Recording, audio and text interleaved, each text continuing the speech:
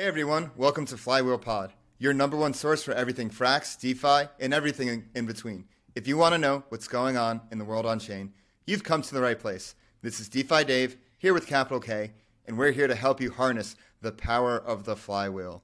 And today was a really informative educational episode with the Olympus guys. To be honest, I was never really an OHMie before this in terms of like understanding like how they work and like their end game. I just knew them as like high APY, like in like the meme of 3-3, but I didn't really understand like the mechanics and like really where they were going. But in this episode, I definitely was ohm pilled. I feel like I definitely like understand like what their end game is, and like one thing that they kept on driving is how to build a reserve currency from first principles. If we were to build a DeFi native reserve currency, what would it look like? What are the needs of the protocols that would use it? And so on. So, Kiet, what were your reactions from today's episode?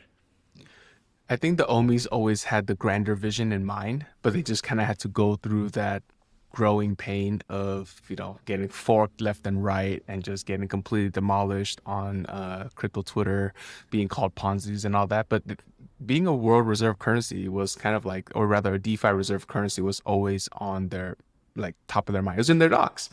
And Yeah. The more I listen to the way Jala has been describing it and the tools that they're building, like I'm slowly seeing that vision come true, and it's very exciting to see them execute on it. And I'm excited for the listeners to kind of hear out the whole, V3 element of Olympus. It's a brand new coin.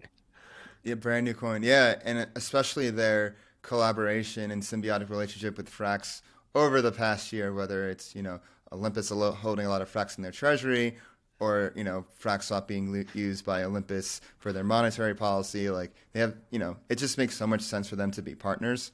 And like, I think together they're much stronger because of it. Agreed. And I can't wait for the listeners to kind of dive into this pod. Yeah. And on that note, do not forget to subscribe. We are at 900 subscribers now. Don't forget to hit that bell button so you get all of the alpha right to your notifs. Don't forget to follow us on Twitter at Flywheelpod. Join our Telegram group at Flywheelpod. You can follow me on Twitter at DeFi Dave 22. You can follow me at 0x_K. And let's get the flywheel spinning. Hey everyone, welcome to Flywheelpod. Today, I am honored to have on two members of one of the most distinguished DeFi projects from this past cycle. That they're both on the leadership council. One is the lead dev of, and the other is a lead policymaker of, and that is of Olympus Dao. We have Indigo, who's the lead dev, Jala, who does a lot of policy work. Guys, thank you for coming on Flywheelpod. How are we doing today? Good, sir. Good to be great. Here. Thanks for having us. Thanks, guys. Yeah. I want to get right into it. It was either this week or last week. You guys, had this tweet thread called Bye High HPY, and it was basically announcing the coming of V3 of Olympus Dao. So it's a complete overhaul of Ohm's monetary policy. I want to know, like, what are some influences that went into it, and like, what are your goals with this new implementation of Olympus? Yeah, so I can give the high level, and then I'll pass it off to Indigo to like delve into a lot of the specifics. But I think good framing for this is that the past 18 months really for Olympus have been this like very long bootstrapping phase. We've always been laser focused on this idea of becoming the currency of DeFi and crypto at large. And that's not something that's easy to do overnight, right? And so we needed to build out our treasury and also build out the DAO and then build out these autonomous monetary policy tools. And so we spent the last 18 months doing that. And now we're ready to really come to market and launch. So the V3 has like a lot of different aspects to it. So the biggest one is the introduction of like one leg of this autonomous monetary policy, and that's what we're calling like the range bound stability system. And general like a wholesale code refactor of the protocol, making the treasury like a lot more flexible. Introduces the ability for like native cross-chain Ohm, which I think would be very important for us going forward. Sets the groundwork for on-chain governance. And on the policy side, right? So I think you saw, right, that we took the staking rate down from where it was at 200+%. Now we're going down sub 10%. And that allows like for like take a removal of like a really big hurdle for economic activity. And is more in line with like the stage of the protocol we're at. So that's really high level, but I know Indigo has a lot more of the technical on the technical implementations. Yeah, so there's Yeah. three. Go ahead. So there's three. Yeah, so there's three parts here that we can break down. It's the range implementation, which you talked about a bit on Mark Jeffrey's podcast. I heard a little bit about. You have the cross-chain Ohm that you mentioned, and also you have this policy change from the high APY to 7%. Those are like the three main parts of V3, right? Yep. Yeah. And to go along with the staking rate, right? Today we actually launched our own bonds, which are kind of think of those as like the treasury bonds issued by Olympus, where moving people out of staking, if they choose, into like longer term alignment with the protocol. So I'm doing test bonds now for like 2 weeks and 1 month, and seeing how that goes. And they're going to roll those out for longer maturities. Okay, got it. And Indigo, if you want to like just hop in, what parts did you like work on in this V3, and just get into it. Yeah. So it all started actually last year after like the V2 stuff. That's when I kind of joined, and we realized that like we could simplify a lot of the architecture, and the main motivation at the time was like the cross chain. And then slowly it just became like, okay, well, if we re-architect this, like we can actually do a lot more, making the system more modular. And so now like we essentially like in the last, I guess it's been like 8 months or so, it's been like an effort to modularize and just like make the pieces into something that can grow, right? And before it was a very rigid architecture. It wasn't like very, it was very, it just wasn't designed very well. But now it's like, okay, once we did the re-architecture, we're like, okay, well now, during that time we thought of like, okay, range bound stability came up, and then we're like, okay, we can also do the ohm bonds, the cross chain is also there, and then we have more systems coming up too. So like it became more of like, it became from a like just a system based around like staking to now it's becoming more of like a platform, and the goal is for other people to actually be able to build on top of it as well, and more of a composable system, not just from the token itself but from the protocol itself, if that makes sense. No, it does make sense, especially when you said it's modular. So like before, it was just like, boom, you stake your own, you get this high APY, and like you kind of like hope for the best in terms of like the high APY was kind of like a precursor of the system growing and like the ohm economy growing. But now it's, instead of just like relying on the token and like the high APY, you're actually building like actual parts of the system that people can like build on top of, in this kind of in a similar way to how like people build on top of Curve or people build on top of MakerDAO. Like that's more of the direction that you guys are going. Could you break down like what are the modular parts of the Ohm stack now that people can build on top of? Yeah. So like, actually, this is a good question. So we actually are adopting this framework that it's a system built around our new governance system that actually allows the protocol to change. So if you think of like how normal governance systems are, they're like, you kind of just vote on if like a parameter changes, or it's like a kind of like a signaling kind of mechanism. But now with this new system we're making, which is like, we're dubbing it Parthenon, and the new framework that we have, it's actually a system where, so we have some base level modules, right? So for example, like the minting capability or the treasury, or, you know, like different like data structures. And then anyone can actually get different contracts voted in that have access to those systems. So like, now when we make like, for example, the range bound stability system, it's just using the treasury and the minter and like 2 other systems, right? Or if we're making like the governance system is like, it uses those different modules and it kind of just adds them on top. It's kind of hard to explain, but is it like a whitelisting system? It sounds like. Yeah, it is. Yeah. Exactly. So like, let's say I'm a protocol, I want to like access Ohm liquidity.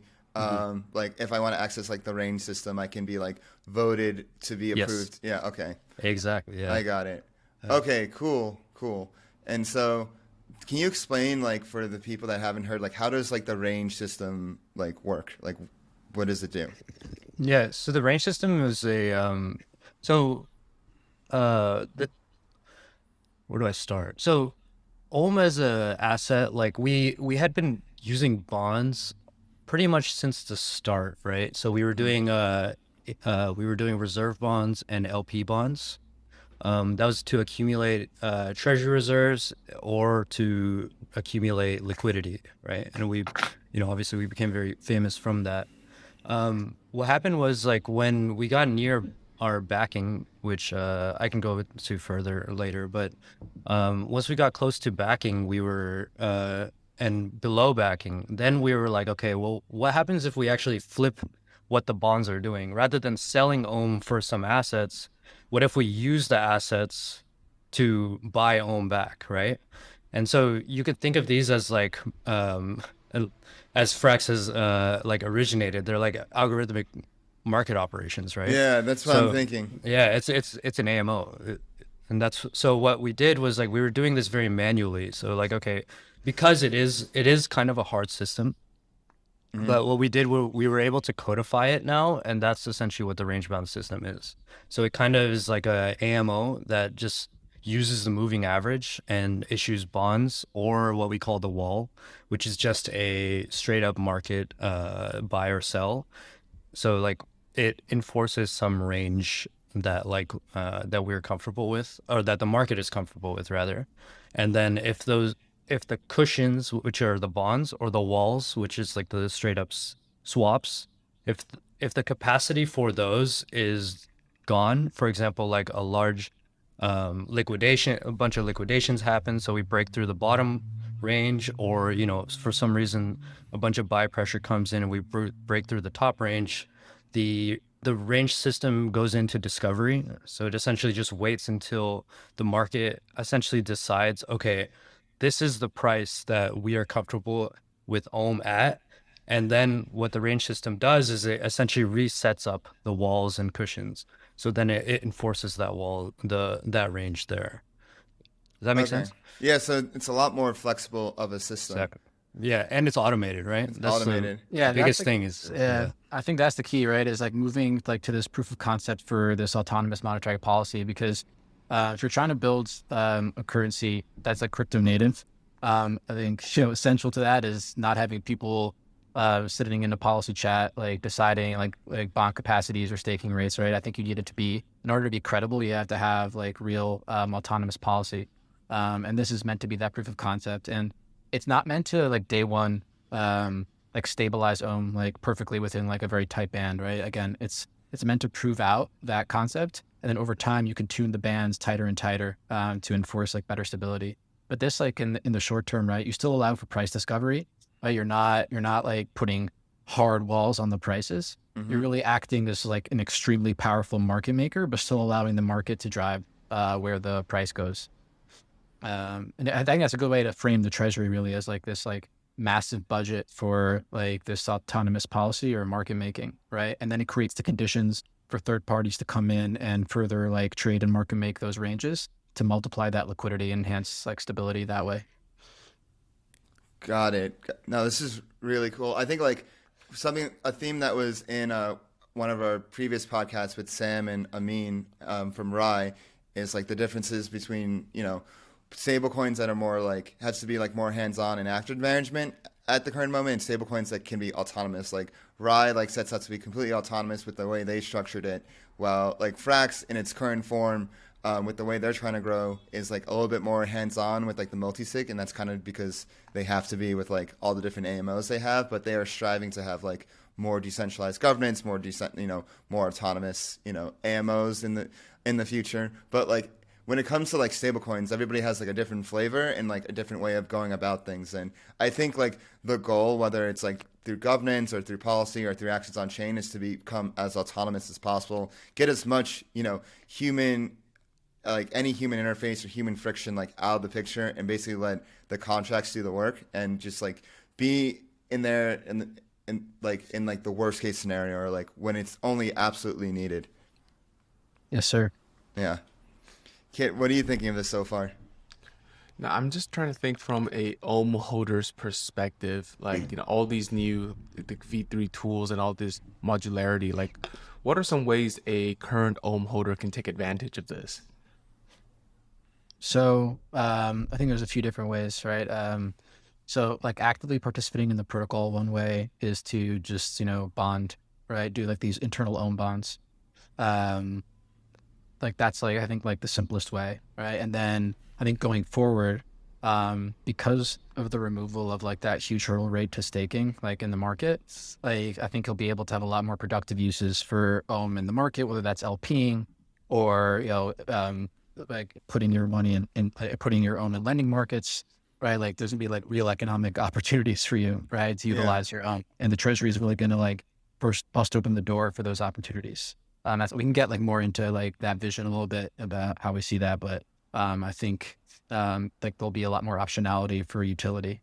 Yeah, that's actually the next question I want to get into.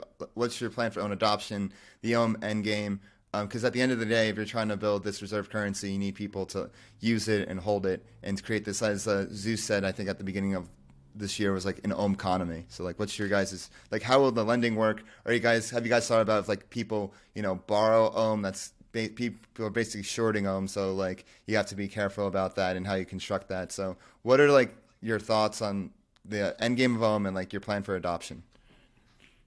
Yeah. So in terms of adoption, I think it's important to like understand what it means to be a currency within the context of DeFi and crypto at large. So what I don't think it means is like being able to take your own and go and buy a cup of coffee with it. Right? Like I think that is a very different goal, right? And maybe like a much longer term goal. And there's a lot of hurdles to that, like tax laws, right? Like off ramp, on ramp.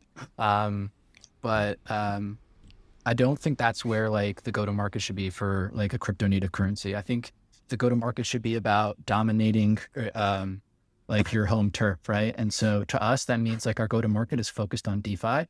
And what does it mean to be like a medium of exchange there? Well, the goods and services of DeFi really are tokens and product tokens. And that manifests itself as liquidity in the market, right? So becoming the most liquid counter asset and most liquid asset on money markets, right? I think is where you want to attack. And then that I think is what it means to be like a real medium of exchange, right? Be the asset that people need in order to trade for those other assets. So how do we go about bootstrapping that, right? So I think this is a big shift in the protocol's thinking about, and I think for the public especially, like moving away from thinking about the product of Ohm as like the Ohm token, right? And more about the product being like the protocol and its ability to inject liquidity into markets. So whether that's like AMOs into money markets or minting liquidity against like single-sided like liquidity vaults, and like creating a real value proposition first at the protocol level, right? And creating a lot of supply sinks and opportunities for people to utilize their own in liquidity pairs, and then opening that up to like retail users to do the same, right? But all that enhances velocity for the token, creates organic demand. And that I think is like how you become like a currency within the context of like what exists today in DeFi and where we think it's going. Yeah, it's interesting. You kind of echo the same sentiment as Sammy from Redacted, in the sense that like at first they had this bootstrapping phase where they were actually like an Ohm fork. They got a lot of attention that way. And with you guys, you're the OG, you're Ohm. Like you guys were known for 3.3 high APY, but now like you got the attention and like you got like the proper like funding and like everything, and you got the team roadmap and everything you needed. But now like the challenge that both you guys faces, but in different ways, is like, okay, like now it's time for like building for the long term. Like, okay, now it's time to like sit down and actually like build out like what Olympus is, how Olympus is going to provide value long term within the DeFi ecosystem. And for you guys to do that, it's to basically become this liquidity black hole where like different projects can use as like liquidity, lending, money markets can use for liquidity as well. This is like a good way to frame it, right? Yeah, and I think like a really good way to think about it for me has been thinking about like what is Olympus's competitive advantage in the market as it goes like and attempts to do these things. So I think of it as threefold. And I was actually just talking about this with Sam from Frax this week, like in comparing and contrasting Frax and Ohm, because I think there are a lot of similarities. But to me, it's like, one is that credibility, right? So talk about like the credible monetary policy. Two is like the power of the treasury relative to the market at any given time, right? So that's what this bootstrapping phase was about, was to like bootstrap this treasury that could be used to market make the market make Ohm and give people comfort as to its relative stability within certain bands of time, right? And the treasury is extremely powerful today relative to the market. And third is this like monetary policy flexibility, which I think is the most important. And that relates to like not being beholden to a peg, which allows you to inject liquidity into the markets and be able to absorb impermanent loss risk. Really, I think that's kind of how it manifests itself.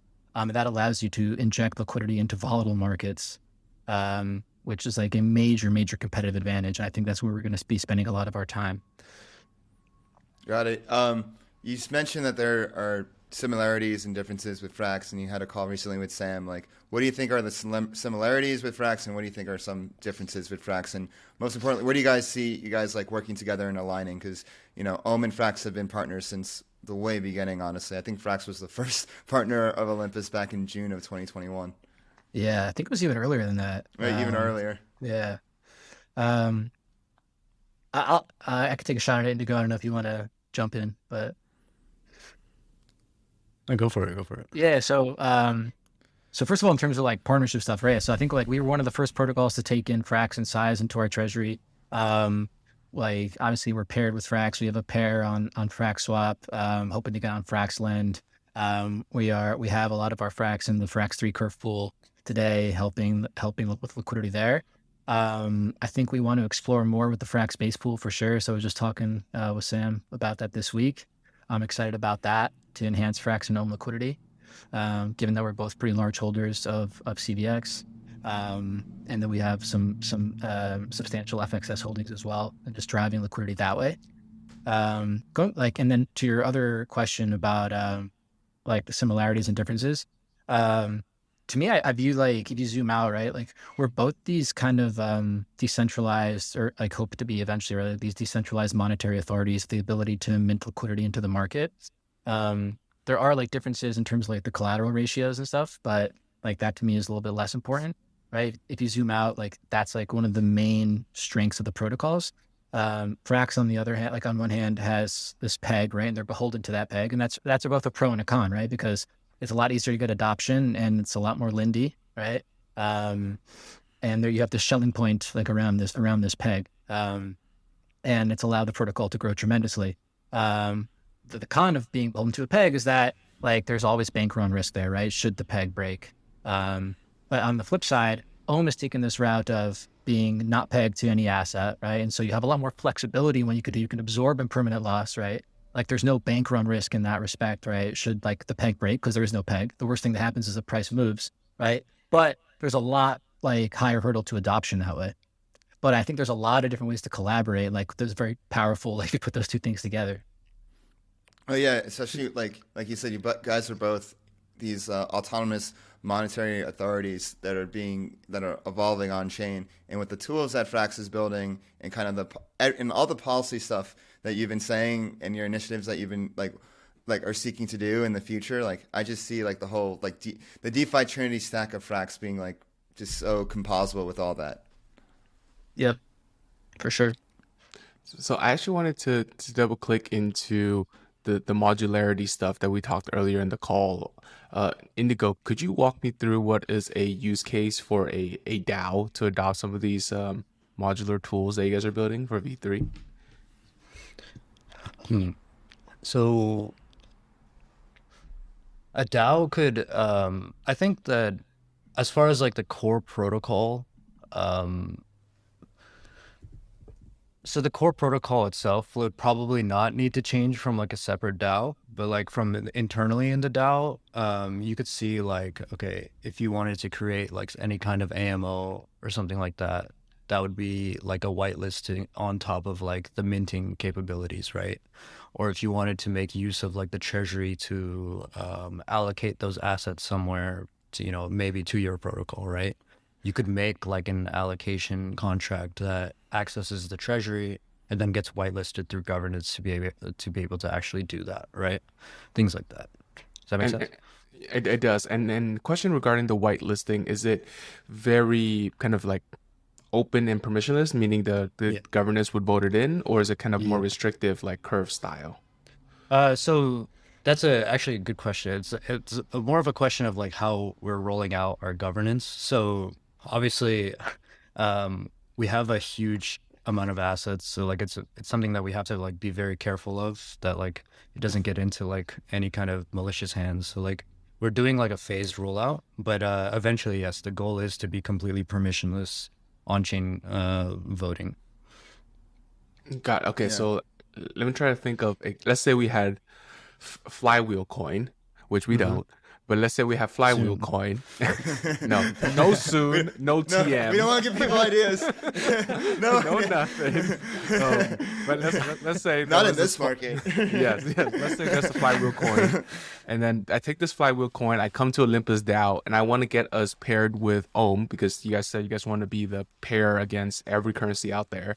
Then I have to spin up my own automated monetary policy to get a pool going on, say, Curve or wherever, and I can ask Ohm to delegate some of the VLCVX votes into my pool to generate some yield and pool liquidity in that way. And Ohm would also pair some of the treasury Ohm against my Flywheel coin just to seed the initial liquidity. Is that what I'm kind of hearing? Yeah, so it would look something like that. So you wouldn't go directly to like the minting capability. You'd probably go to like our contract for like the AMO contract itself, right? So you'd go, okay, like I want access to the AMO to be able to like to mint into whatever. So I would do, exactly what you're saying. I think so as far as the specifics on that though, like we still haven't built out anything like that yet. Like we're still just building out the core pieces. But I assume it would look something like that at some point. In the ideal case, yes. We're still, everything's still like, we're still trying to just get the core pieces down, make sure it's solid. And then yes, hopefully we can do things like that. Yeah, like I can give an example, like maybe something close to home, like maybe using Fraxy as an example, like the liquid staking derivative. Fraxy.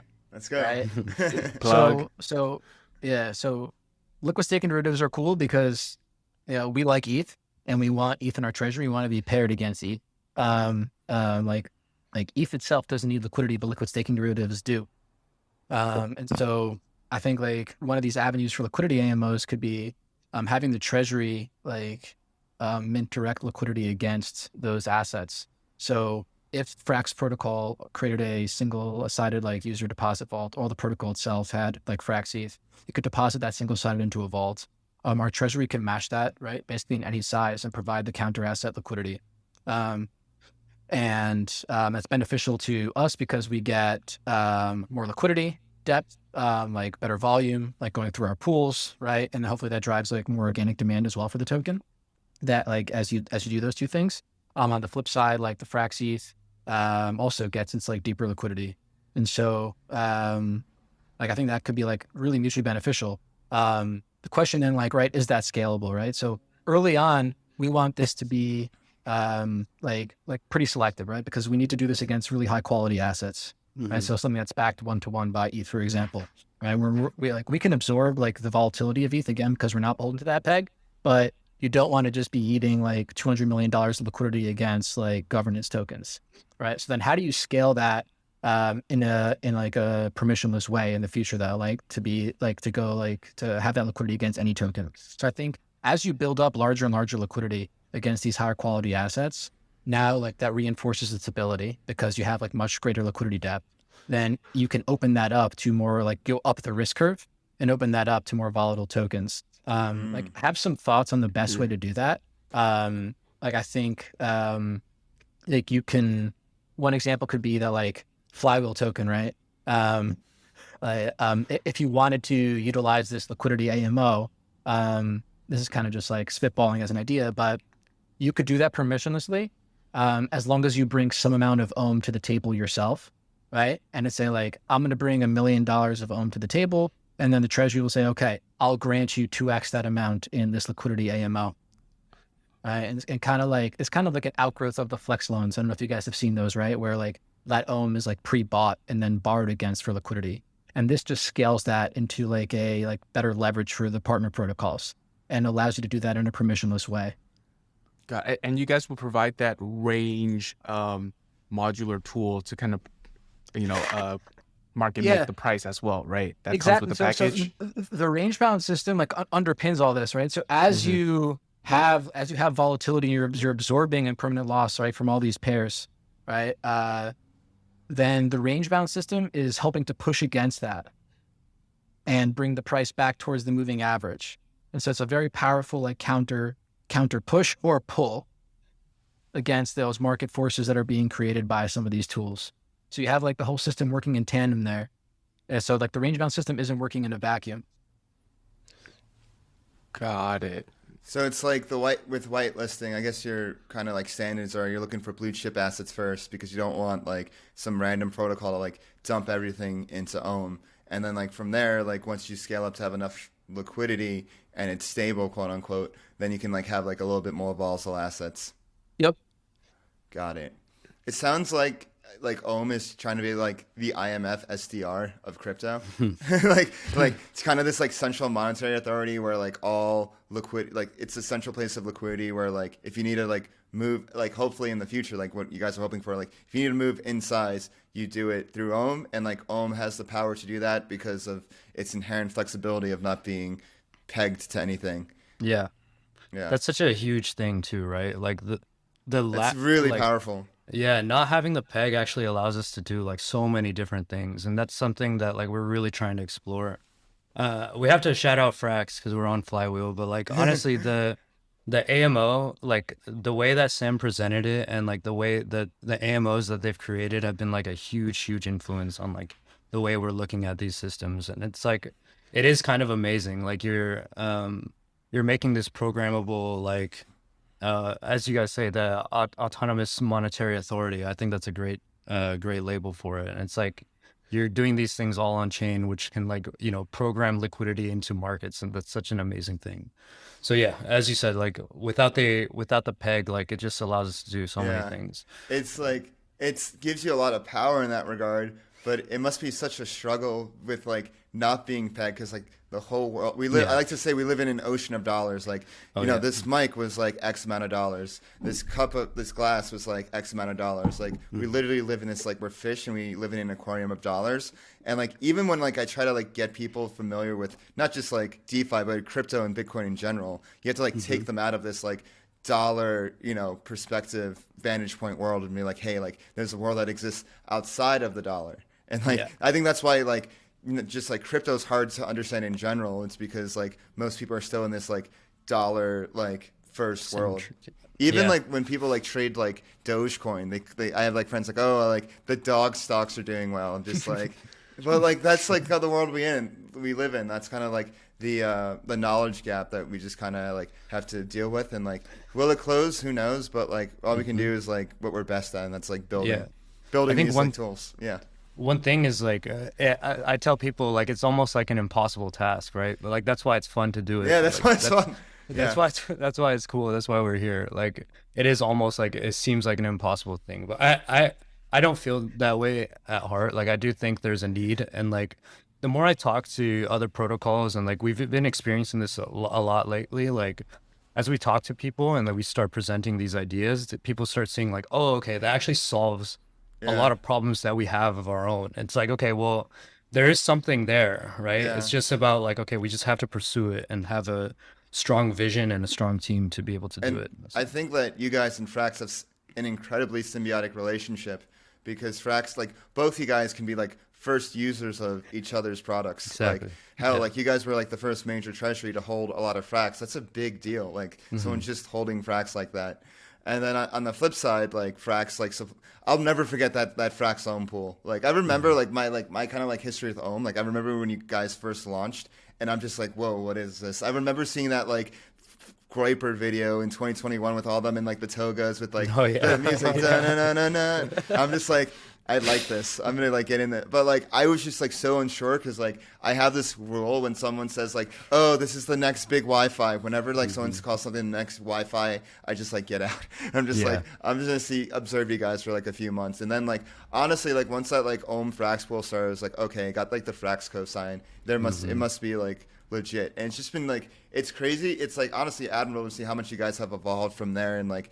You know, you guys like have gone through your dark time. I think that's really important for like every builder and every protocol is like go through this like time of like complete hopelessness and darkness, and like you know it's like it looks like it's like about to fail, like because like you can't have the highs without the lows, but it's in the lows you like build character and you build Blindy. So like kudos to you guys for that. Yeah, I think one thing on like that part of like okay like the dark times and the crash that happened in January, like there was obviously it was like no one wanted that, but it did prove some systems out, which was like very interesting to me as like as a dev there. Like for example, protocol and liquidity turned out to be like a very, very important thing, right? It allowed all debts to be repaid. Everything, you know, like there's still liquid markets. No one pulled liquidity in a time when a crash happens. Like that normally happens in like a lot of cases, right? So yeah, I just think that like there's a lot of things that we learned in that time, as you said. Yeah. Like I think if I'm not mistaken, right? Like Frax probably had an AMO into some of those Rari pools, right? And there was $300 million like ish deleveraging of debt from that, and there was no bad debt like realized, right? Because that was like proving out what the treasury was there for, right? Like basically this like benevolent market maker. Absorbing all those cells. And I totally agree with you. Like, I think even from the early days and coming to the protocol as an outsider, I said this to like, I remember saying this to Zeus, like day zero, it's like, there's going to be this big run up and the big come down. Like when the market comes down, like the proof is what you do afterwards. Mm-hmm. Yeah, and exactly. And I want to like kind of get into like, how did you guys get involved in like Ohm? Like when did you guys join like right off the bat? Were you guys just retail and then you just like slowly started getting involved in the DAO more and more? Like what have your experiences like been as a builder? Jala, you want to go first? Yeah, sure. So yeah, I came to the protocol like it was retail. You know, I'd been in I was just interested in like I was stable curious. Stable curious. Like, yeah. I just thought like those were the most interesting projects. And I tried to keep an eye on what was going on in the market. And Olympus caught my eye very early on, like pre-launch. And so, you know, I just tried to get involved any way I could. And when the DAO first formed, just started contributing. And one thing led to another. And, you know, I was involved in a lot of different stuff like over the course of the year. And then ended up joining full time in March. You know, I was doing like stuff in TradFi prior to that, and left to go full time this past March. Nice. Yeah. What about you, Indigo? Yeah. So I quit my job because I hated it during COVID. I think many people did, right? Yeah. Leave that shit. Leave that shit behind. And then when DeFi summer happened, I was like, you know, I was supposed to be like studying, like, you know, working to learn stuff. And then like, dude, DeFi summer came and I was like, I literally could not look away. I was just like, the fields are calling. The yields are calling. Dude, it was crazy.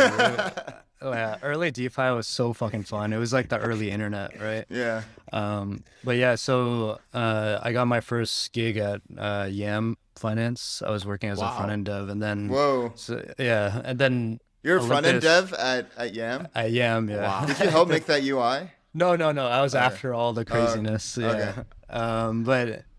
And then Ohm came up, and I was like, okay, like what thing about Ohm, and I hear this a lot, especially when I go meet people and when I talk to other old Ohmies, is like, there's like obviously the high APY and stuff, you know, everyone has their opinion about it, but one thing that about Ohm is that like once there's a certain people who like when they, especially in the beginning, when they started learning about the protocol and it started clicking, like, oh shit, like, okay, I see how this thing works.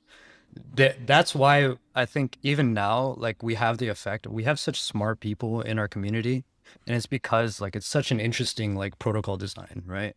Yeah. And so that's kind of what attracted me as well. So eventually they needed help for the V2 stuff. I was already building on top of them, so I was like, okay, I'll just help you guys out. And then now I'm the lead dev.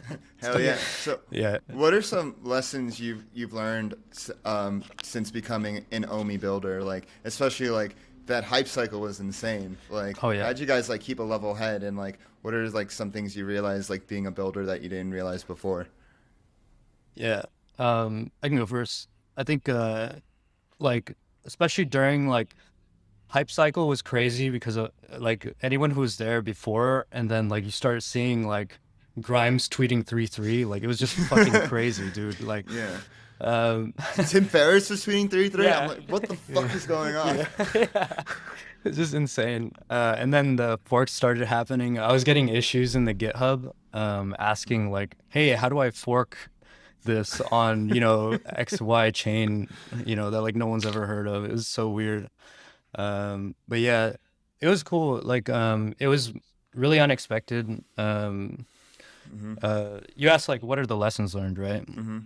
Yeah, I think obviously like not letting it get to our heads was important. I think everyone in the DAO was like very cautious, right? Like, and that's why for example, we kept our treasury in all stables, right? Even though like, we were the biggest protocol at one point, like a blah, blah, blah, but like we still kept like such a conservative view, and it's saved our ass like multiple times, you know what I mean? So like, just being humble, I guess, like from the DAO, also like not getting too attached to everything is like things like come and go. This market is crazy. And like, also like just being more careful of like our protocol design. Like there's a lot of unintended consequences for some of the things that we had. And like, like it's arguable that maybe we should have done certain things like in hindsight. For example, like maybe we should have bonded more liquidity, maybe we should have done other things, but like, I think there was a lot of systems that were like out of our control at that time. So it was just hard, so yeah. And also like taking breaks, that's another important one. Jala, what you got? Oh man, a lot of stuff. Yeah, a lot of lessons learned from like a policy side for sure. Like it's like almost too many, and I think part of that was also like it just got so big so fast that I don't think like we were ready to harness like what had happened, and that kind of like was part of the big run up. Also driven by leverage, right, and the ability. Oh my God, and no ability to control that whatsoever. Tetranode's locker. Yeah, right. Dude, so it that's like was totally out of crazy. our hands. Right? Yeah. And you mentioned like shorting earlier, right? It would have been nice to have the like ability, like if we could have gotten that open, right? Like to counterbalance some of that leverage, because that was never like stuff that was never value that the protocol could harness. It was always this like Damocles hanging over us, right? And Damocles. I like that. Wait, what does that word mean? That's a Sort of sword. Damocles. yeah, sort Damocles. of like hanging over your head, Oh, right? yeah. Like it's gonna drop and cut your head off eventually, right? And so like I remember it's like being so cautious in those days when we probably should have been like a little bit more aggressive. We didn't want to do anything to like bond more to push the price down. We don't want to cause liquidation cascades and hurt people, but like we were in this like really untenable position. So just learned a lot on the policy side and like human nature side there. I think like the fork thing was really showed us like the dark side of crypto, I think. Very early on. What do you mean by that? I think just people just like we were like really earnest builders, like trying to like with this specific goal in mind, to build this currency, and people just bastardized the concept. As what happens with forks. Yeah, dude. right. And I think like it took a while. I mean, we're still, I think, like dealing with some of like the taint from that. Yeah. Right? Or like we're associated with that. I think it was always interesting, like, because like they weren't just fork the protocol, they would fork the docs, and like every doc was like, we're aiming to be this like reserve currency of DeFi, and they're like some random ohm fork on like, what the fuck chain is this? Like it's just like, so it's like once you got to like that point, it's just like it's kind of like a game of like musical chairs, and like when you hear like the music stop, you gotta like you knew it was gonna stop eventually, and like it sounds like OHMies are like builders first, and like especially the people on the core team realize like, okay, like this run up is here. It's fucking crazy. We have to keep our heads leveled as much as possible and like not get distracted. And there was like so many different distractions, whether it was like celebrities tweeting 3-3, whether it was like forking around and finding out, whether it was like the whole run up on like the money markets, and then like I'm sure, and like whether there's stuff like internally, externally, like so many like different factors like that really like tested your like tenacity, grit, and like being able to like focus on like what's important. And then eventually like the Diocles just like fell down, and the cascades happened. It was like very bloody, very ready, but like that was like a much needed flushing that was needed for you guys to kind of evolve to the next stage of them. Yeah. And I think one of the things that sticks out for me also is like the need for continuing education in this space. There's so much turnover, right? And sometimes like the only thing people are paying attention to is price. Yeah. And just fucking like hate it. and the need that's like the only signal. And like the protocols or the DAO's responsibility, like for that continuing education, I think is a really big lesson for me. And like, especially like thinking about the posture towards commenting on all those forks, like how you deal with that. And there's a lot of learnings there. Well, yeah, I want to get into like the fork season more. Like, what was it like during the fork era, and like how did you guys react to the mania around it and all the madness around it? Trying to remember. It was I just remember like it was very upsetting, to be honest. Again, like it was drawing a lot of attention and capital out of the protocol. But again, we always knew it was going to end badly, and like it would reflect on us. Yeah. And there was just nothing to do about it. Yeah, no, I mean, feel Jala, that. if Like, you could in terms go of, back, since you were kind of the policy stable coins, especially like lead algo then, stables, talk about would something that's like looked do down anything? upon. Wait, go ahead. No, I just wanted to ask Jala, while he was policy lead back then, like during the run up and all the hype with all the forks, there was a ton of attention on Olympus. How would you take advantage of the kind of the price of Olympus, breaking 1K, and the treasury must have been like quite massive at that point? Did you wish you had gone back and crank up the protocol on liquidity, offered even more bonds? Like, what would you do differently, and how would Ohm look today if you had acted that way?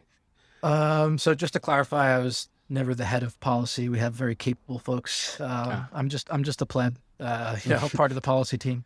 Yeah.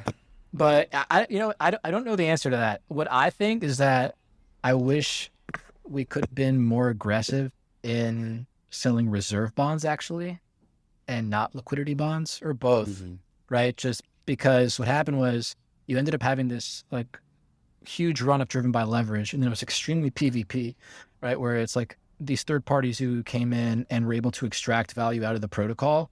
Whereas if the protocol was able to take in more of that value, it could have preserved it for holders.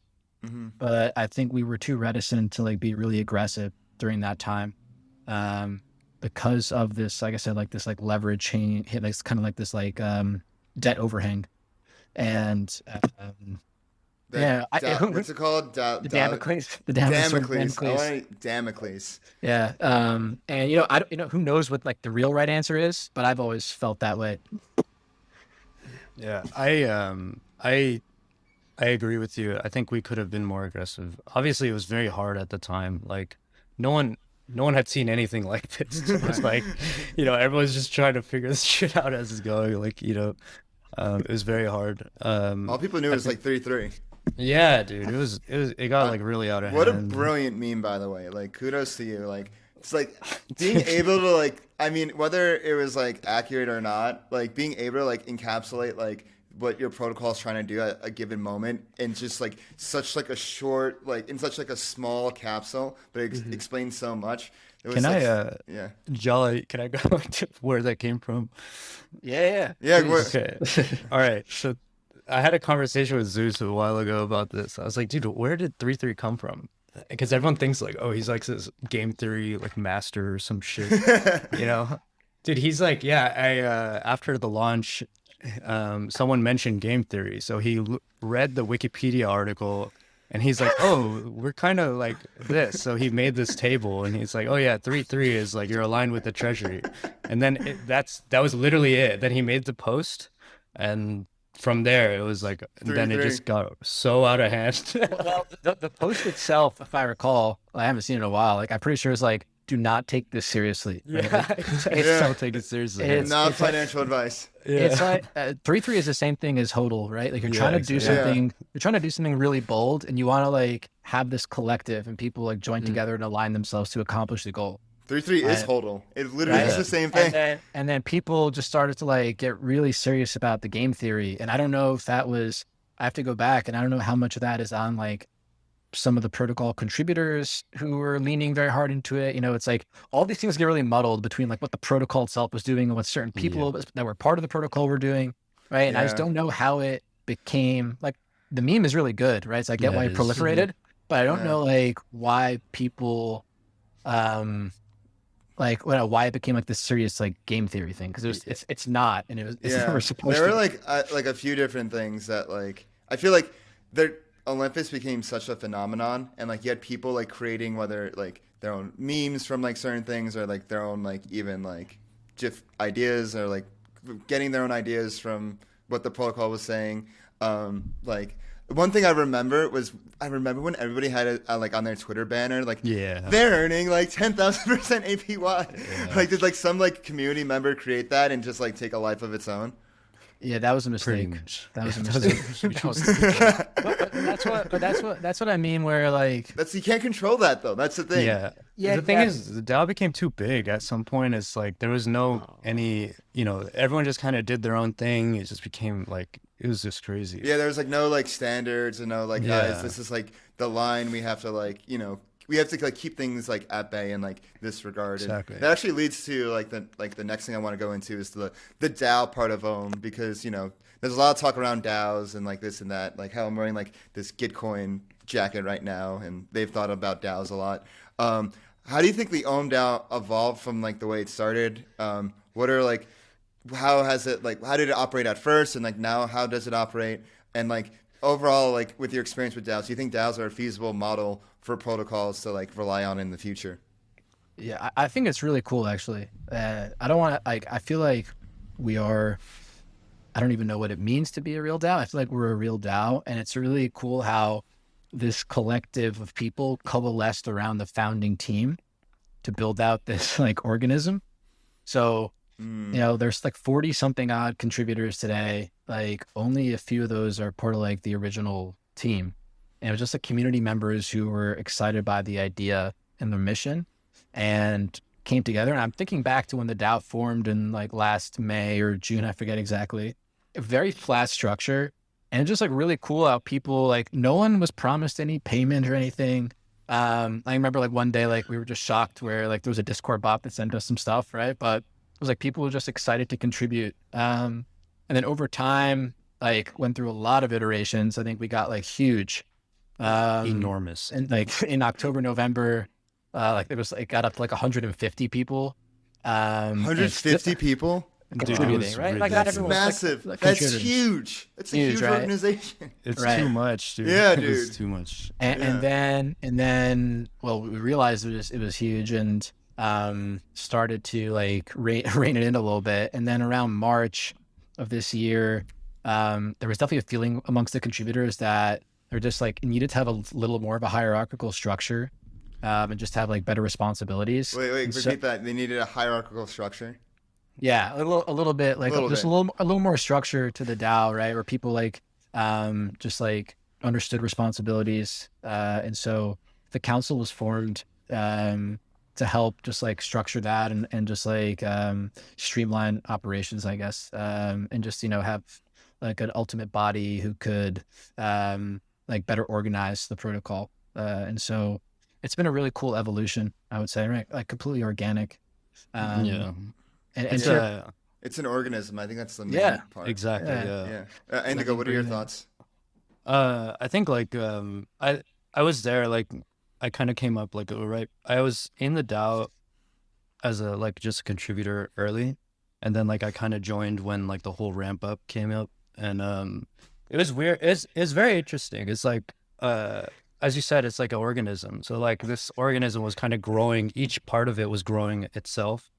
Right. And then it becomes like, okay, well, like now this this part of it became too big, and it's like, okay, but there's no central structure to like kind of regulate it or anything. So, and then that central structure formed over time, right? It really is like a organism where, you know, everything at some point, you know, things grow and then they contract, and like, yeah, it's just very interesting that way. Yeah.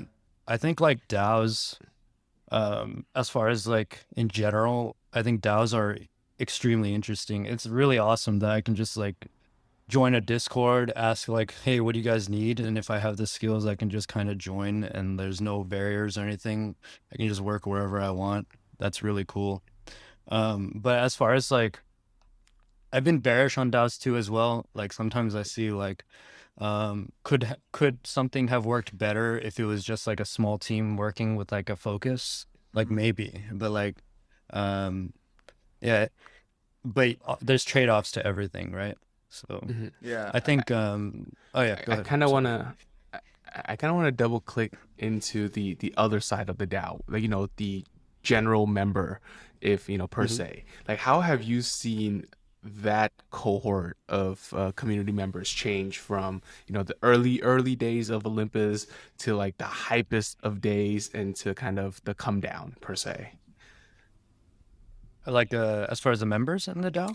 As the general members, like you see a lot of people The come holders in, and stuff. yeah, the holders, like, are they like when Lambo, or is it Oh, much more oh. like, you know, let's build the future together, or Yeah, are they like, you know, is anyone here? yeah, no, I would say, funny enough, like a lot of the contributors who are here now are the same contributors who were there, like, you know, the very, very early contributors. I think Jala would agree there. Wow. And That's yeah, impressive. yeah, it is. Wow. And it's because, as I said before, it's like there's a certain type of people, like once the protocol clicks, it becomes like this very, and the vision clicks, it's like, okay, it's a very interesting thing where a lot of people are here because not for, you know, whatever. They're here because like they just find it fascinating. That's why I'm here, right? That's why many of us are here. As far as like the contributors, I never got that image that like, yeah, like the When Lambo crowd, like those guys don't give a shit about the DAO. They're just there, you know, they're just there for, you know, the hype, and then they leave when the hype is gone. The people who are contributors, I have nothing but respect for and good things to say. Like, I've been really, really impressed with the contributors who I work with. Like, they're some of the smartest people I've ever met in my life. So, yeah. Yeah, I think. What would you guys say? So I just want Go to ahead. ask this No, last you go. question. You It's go. like, Yeah. I feel like not enough DAOs kind of publish this, but what would you say is your contributor retention rate? So it depends where you're starting from, right? So like if you're starting from the very beginning, then like, yeah, okay, the DAO is like pretty much the same size it was when it started, or like, you know, a little after it started. But at its peak, obviously we had to cut down quite a bit, right? It's kind of interesting. It's like the opposite of like hiring. Hiring, you do like a lot of pre-selection, and then you try to find people, right, who are like fit your culture. And then the DAO is the opposite. It's like anyone can join, and then like you just have attrition over time, and the people who are like most focused and Right. are like the most, you know, motivated, they stay. So yeah, as far as like retention, like I think the people who've, as I said, like the people who've been there since the beginning are still here. So Yeah, it's pretty high from like a core group of Yeah. people, I would say. Got it. Would you put like Yeah, 3 out of 4 members are still here? If you were to do an average across, like 75% On the retention? contributor side, Yeah, on the contributor um, side. from like the beginning, it might be close to that. Yeah, I think it's yeah, I pretty. think that's like a decent number actually. Yeah, on I'm average. just across the like board. doing it off the top of my head, but like thinking Yeah, of like exactly. people, it's like a pretty good amount. Damn. Yeah, I was gonna ask, like, you know, you mentioned before, like, you had to implement standards as a DAO, and you know, I went to MCon a month ago, and I remember, like, it was funny at MCon. I went to MCon 2 years ago, or like the first MCon, and it was just like, you know, kumbaya, like, you know, everything's like great, like, you know, DAOs are, it's very idealist, but then like this past year at MCon, it was more like, oh, we got to get our shit together, like we have to like enforce these standards, like, wait, we need to have like we need to have like people accountable. And I remember this one thing that Joseph DeLong said at ETH Denver was like, hierarchies just form naturally, and if you don't have like basically like a pathway for hierarchies to form, then like the wrong people get into positions of leadership. It's just nature just works in hierarchies, and you just need to like make sure that the right people are like the ones with the proper responsibilities, like look and have the best interests of the protocol at heart. Yeah. And so like I guess like how do you guys? So you guys have a leadership council. So like how do you guys like form this leadership council, and then like how do you guys maintain standards within your DAO? So yeah, the leadership council formed again earlier this year. There was a general feeling amongst the contributors we need more structure, and so there was a vote amongst all the contributors to elect like members to the council. So I like to think it was merit based, and you know, and then it was proposed to the community as an idea and ratified. Do you guys have a quarterly review system or some way to Yep. keep the council accountable? Yeah, so the council publishes quarterly reports, and then I think there's like a 6 months check-in with the community, and like reevaluating the council. And those- it's not intended to be like a permanent status at all. Are those reports public, or are they internal reports? Public. Okay. Yeah, so the Q3 one it's almost done, should be coming out soon. A little bit of a lag from the end of the quarter to when it comes out, but Has, should be out pretty soon. has there been any removals from the council? Not yet. We have at the end of the year though, we will have our first like community like check-in. Yeah. I kind of want to get into the Ohm token a bit more, not in more so in like more so governance of Ohm, because you have like, from what I understand, you just have like Ohm, which you're trying to make this reserve currency, but it's also, I mean, like I checked Snapshot, people vote with their Ohm too. So is there like, what's the plan for Ohm governance in the future? Do you plan to do something like a separate governance token? Do you plan to have maybe like quadratic voting? Do you plan to do something completely novel? Like, what do you guys are thinking for the future of Ohm governance? So it's a good question. Yeah, like most protocols will have like a separate governance token. I think it's especially necessary for like stablecoin protocols, just because like one token has to maintain a peg, right? Mm-hmm. And then the other one can be free floating or whatever.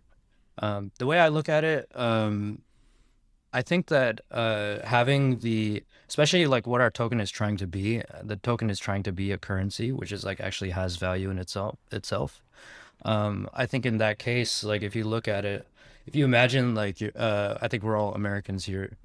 So like if you imagine like your senators, if they had to stake like dollars, right, and they could be slashed, would that make you feel better or worse?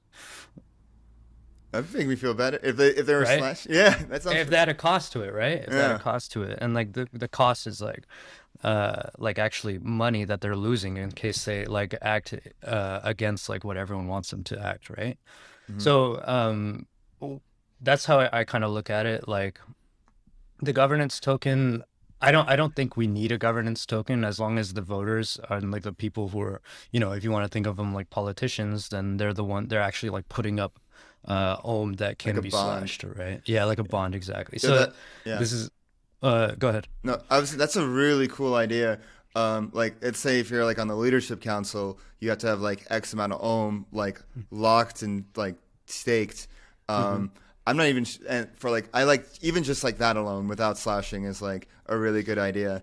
And in terms of like, I guess like a way like the community can like, show their disapproval is through like slashing or like making the tokens like, locked for a longer period of time. That's a really interesting governance concept because it really aligns like the Yeah. leadership with like the protocol.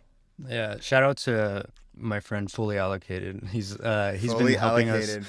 Yeah, he's been making Great us. name. He's been writing the governance with the rest of the DAO, and so that's actually I was leading up to like what our governance system is. So like we're actually rewriting. We're not using like the compound governor or the Open Zeppelin governor or anything. We're actually rewriting governance from the first principles. Oh, can you go into that more? Yeah, I will not go into details just because I don't want to screw it up. I hope once it's launched, Fully will do like a post on it and like all the ideas because it's very original in my eyes. But Yeah. the idea is that like it's opt-in governance, right? So like you actually have to put up tokens to be able to vote, and like you essentially are like a politician in the system, right? So you stake your tokens and then you actually vote on proposals. And as I said, right, like the system, the protocol is built around this governance system where the protocol can grow, right? The new systems can be added that can be whitelisted for integrations and things like that, right? And this is all doable through the governance. It's like it's kind of hard to explain without like looking at like, okay, how the actual code is written, but yeah, that's kind of how it is. So it is built around like opt-in governance essentially though. Okay, so you like basically stake your tokens, and then with your stake you're like allowed to, I guess it's kind of similar to VEFXS in the sense that like you get like a boost or like you know. Cool. I wonder, like, do you guys see in the future, like, having, like, this direct democracy system, or do you guys see having more of a representative system, or maybe, like, something else entirely? I'm not quite sure. I think one of the things, I'm very much like an incrementalist. I want to see, like, a small thing and then, like, it grow, like a simple system that grows complex rather than, you know, designing a fully complex system. I think that like right now it'll be like representative, but the representation is opt-in, right? Anyone can be a representative. You just stake your tokens and now you're a representative, right? Things like that. As far as like things like allowing quadratic voting, you know, it'll always be like a direct democracy, I guess, but you're just opting into the direct democracy. Maybe we can implement like quadratic voting. There's issues with Sybil attacks with and that's the only issue. I really like quadratic voting though. I think we should explore it later, but yeah, we're just keeping it simple, trying to like work from first principles and like rethinking these things and fixing them as they come. Yeah, so the monetary policy will be autonomous, and then with like governance, like what do you think are like some issues and topics that the Ohm holders will vote on? So like expanding the protocol. Okay, so like general. For example, so like adding new modules into the system, that's going to be a huge one. Even like, you know, allocation of assets, things like that will be voted on. There is it's a question like how much bandwidth do voters actually have to actually vote on issues? Like it's a question that like everyone right now, the general, you know, we've only seen the compound governor essentially, and like it doesn't, most protocols don't get much governance participation, but like we'll see. Like I think we're doing like a different model, and we'll try to see how well it works, and then we'll adapt. Yeah, kudos to Are you you guys. Think of any ways? Yeah. One last thing I was gonna say kudos to you guys, because I feel like governance is like one of those areas of DAOs and DeFi that hasn't really evolved too much yet. Like everyone's just forking compound governor or Bravo or something. And so like, and you know, we want to like build this like new system and from like the ground up. We can't just rely on like one thing or just rely on like snapshot voting and this and that. Like we're gonna like need, and I think it's quite fitting and organic, especially with the way like Olympus formed and like how you guys like created this like core of builders, and it just like makes sense like how organically you attracted builders and organically you're kind of evolving your own governance. Yeah. The idea is like to become like a truly decentralized system, right? Like, okay, you can imagine with a modular system that can grow via governance, like you can imagine political parties forming, right? Like maybe there's a second DAO that forms that also wants to fight for like, you know, certain proposals on the system. But the underlying system is like, you know, that's your nation state, you know, and like there's different parties that are trying to your network state. Network state. There we go. Exactly. Yeah. Because like as I'm, you know, sitting here and kind of listening, I feel like how are you going to incentivize like voters to come out and actually participate? Because all these decisions are like really critical, and especially at the beginning of the adoption phase, right? And I feel having a central leadership council that you guys have kind of make the initial decisions, work with other DAO to DAO directly, and build it out until it reaches a kind of an inflection point where it's, you know, of enough importance that it touches enough people. Like imagine Ohm is like the base pair against 30% of all liquidity in DeFi. At that moment in time, every token holder of like all the other DAO and all the other governance tokens would want to have a vote on Olympus. Like, Yep. That's like right. should you kind of, I don't want to say gate governance, but kind of like shepherd governance and handhold governance all the way until you get there and then let it open? It's a good question. Like, I think the natural tendency is for us to like protect things. But I think like as long as the treasury is secure, and like not, if we can like at least prevent that, I think like where voters take it, I think like you should let it happen. That's my personal opinion. I don't think like I think like having a central planning and stuff is good for now, especially as we're like learning and but I think like in the far future, ideally it would be fully open to whoever, just let the system grow, like let it become what it will be. I think one piece of that is like the algorithmic monetary policy, right? Like, so if you can at least like automate that, so it's not such like a huge honeypot, like, okay, then it becomes like now everyone can you have a little more security there. Jala, what do you think? Curious. Oh man. I'm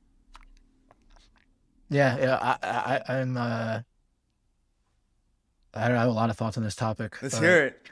Yeah, let's hear it. No, I mean, it's just not my like real area of expertise, and there's a lot of different directions we can go. Yeah.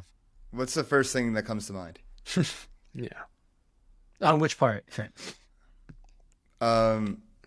Which there's so many different things we For, covered. for me, incentivizing voters to come on, because these are really, really critical decisions on kind of expanding the protocol, right?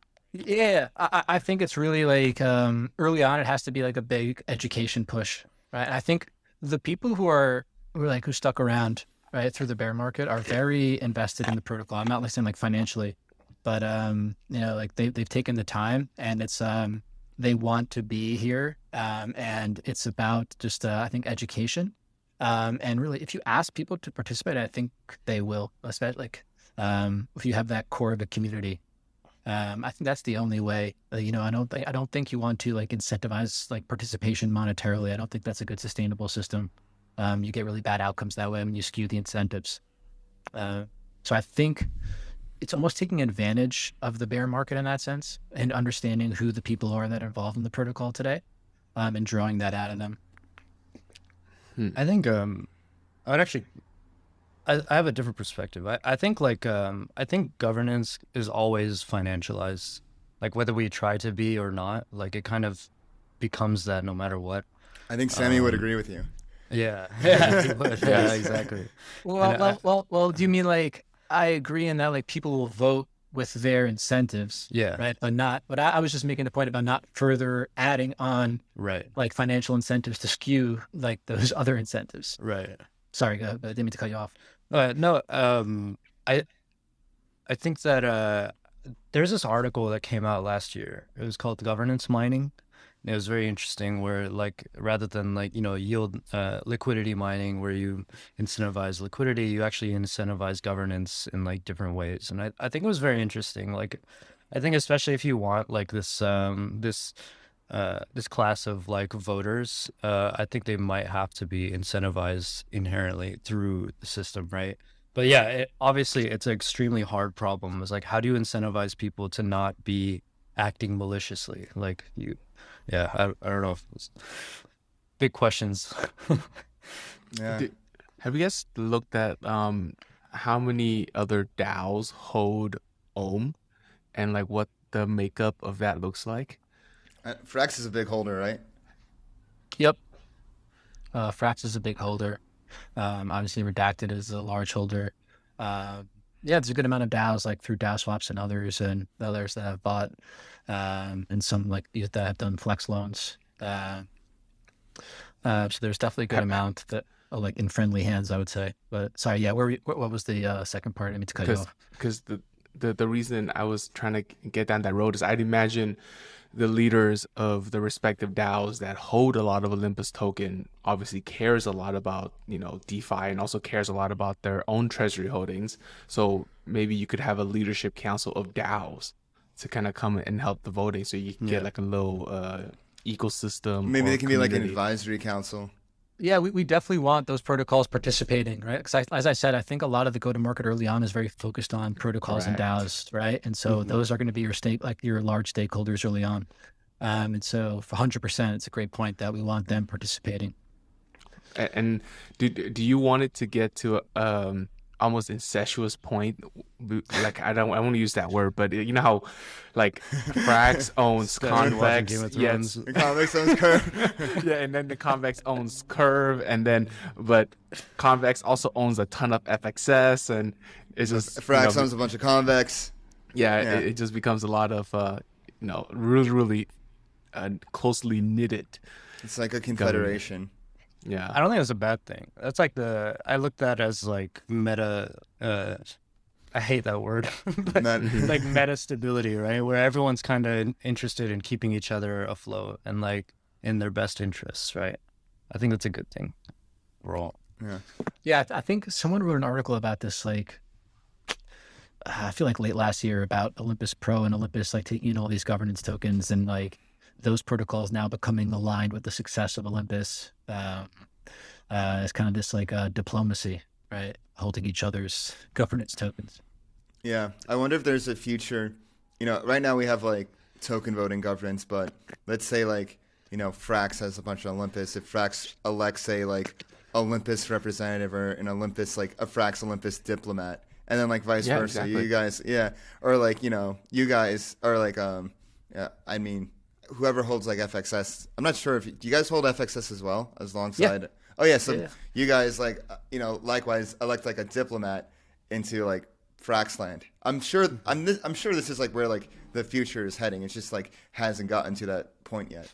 Yeah, there's a ton of like work being done on governance models, like aside just from straight token models. On the stablecoin side, I think like you've seen like Volt and Vcon are doing interesting things there with the veto, like Lido's doing the same thing. And then even going beyond that model, like I think Luca Prosperi is doing a lot of research on that end. They formed a DAO, is it Joker DAO? I forget the name of it, to explore some of these concepts. And so we're just watching. I think we take it very seriously, but we're not jumping into it. And I think the space, it's still very early and looking for the optimal design. Are you talking about for like DAO diplomacy, or are you talking about like Oh, another? just governance in general, but I think the DAO diplomacy thing like ties into that. Mm-hmm. Man, I can totally see this future of like, instead of the UN, you have the UD, the United DAOs, and everyone just UD. like, Yeah. sits on this I mean, council. like, what? I mean, right now we're like, I don't know, I'm not sure. What was the last time DeFi TVL is like? I mean, at its peak it was like 250 billion, but now it's. I don't like to look at it anymore. I don't like looking at it. Hey, we'll just say it's like down bad from that, but like if we have a future of like trillions of dollars of TVL, there's going to be a lot to keep track of, and in order to keep track of it, you're going to have to like elect diplomats. I guess like for like in a sense, like these protocols are network states, and what do states have? Diplomats. So I don't know. Maybe I'm just And being Dave, a governance a diplo romantic here. It's Hey, a we need more of 56 those. billion. 56 billion. 56 courtesy of billion? DeFi Oh my Llama. God. Courtesy of Thank you, DeFi DeFi. Llama. 56 Yeah. billion? Oh my Yes. God. Yeah. At the peak, let me see here. It was about 250 180. billion. It was 180? 180. I Oh, think it was DeFi 180. Llama cleans it up like really well for you. Oh, So, 180. yeah. So 180 to 55. Well, honest, I know this might sound like horny and niche, but like I really do think we're early. We're so early. I think we're early, guys. Yeah, I think I just have like a little hunch that we're early, but yeah, think you're like right. yeah, but but it's all about like building for like the rails for like the next cycle and for like the next hundreds of billions, if not trillions of dollars to like get into DeFi. Yeah. Well, the journey of 1,000 miles starts with the first step, right? So Jala, what is the first DAO that you're gonna kind of approach to test out the adoption of the V3? In terms of the saying like some of the liquidity stuff. Anything, like, because you guys are kind of in this pilot mode, right? Like you got to pick some pilot partners. Who's kind of like top of mind for you right now? Who's your co-pilot? I think not necessarily choosing one, but I think the liquid staking derivatives that I alluded to earlier is the leader in the clubhouse for me. Oh, okay. So liquid staking derivatives. Who's the second cohort? I see stablecoin protocols as like very closely tied to that. Right. So like, again, thinking about like high quality assets, so stable coins that you feel good about, like another like really good avenue for own liquidity, where we can provide liquidity to them and they to us, and shore each other up. So I see that, and like scaling that, kind of mirroring our own liquidity, which is in stable coins and ETH today. Right. And so like scaling that out like in tandem. I think, that's how I envision it going. Got it. I kind of want to get into actually, there's all these different stablecoin designs or reserve currency designs. You obviously have like you guys, Olympus, unpegged, not pegged to anything. You have Frax, which is pegged, but then you have like FPI, which is pegged to the consumer price index. Like, what are your guys' thoughts on like FPI and this other way to go about stablecoins? I think it just serves like, to me, it's a totally different purpose. Like that is a stable coin that just, where you don't lose purchasing power relative to a reference asset, right? In this case, like the dollar, right? But still pegged. And maybe think of it as like in between, but you still don't have, and I think that's definitely like a use case for that, an appetite for that. But it's a little bit different in that you don't have that monetary policy flexibility, right? Because that is backed one-to-one, right? And you're still beholden to the peg there, even though it's a moving peg. So it's like kind of sits in between, like the way I view them. Got it. What about you, Indigo? Yeah, I think FPI, and I think it's like, I wish we would use more of those, because then I wouldn't have to worry about the yield. You know what I mean? Like I could just park my money in there and then just transact with that. That would be really nice. I think it solves like a very big problem. But as I agree with Jala, I think it's a very different product or like a different token than the way that we are, right? I think our peg is like a lot more flexible than FPI's, or I think Volts as well. So yeah. Got it. One. Go ahead. Well, I was gonna say like one issue that we all have in common though, of like any of the unpegged, like us, RAI, FPI, is like you can't use a lot of the infrastructure that's built for stablecoins. So I could see like all of us, it's in our best interest to have like liquidity with each other, because it actually makes like all of us stronger. And I think Sam has that, like Sam is like really big on that, right? Like that we all are much stronger together. And I think like especially true for these unpegged assets. Yeah. Developing a flywheel per se between these protocols. A liquidity flywheel. One token, bro. Just kidding, bro. They're gonna get after you now. So for Frax, right? Like you would do this thing called Frax check every Tuesday, where we kind of check the metrics across, all the different relevant things. But the one key thing that we track is the Frax supply, because we want to grow that as big as possible. Do you guys have like that one key metric, that North Star, that you as the core team just kind of look at and make sure you drive towards that?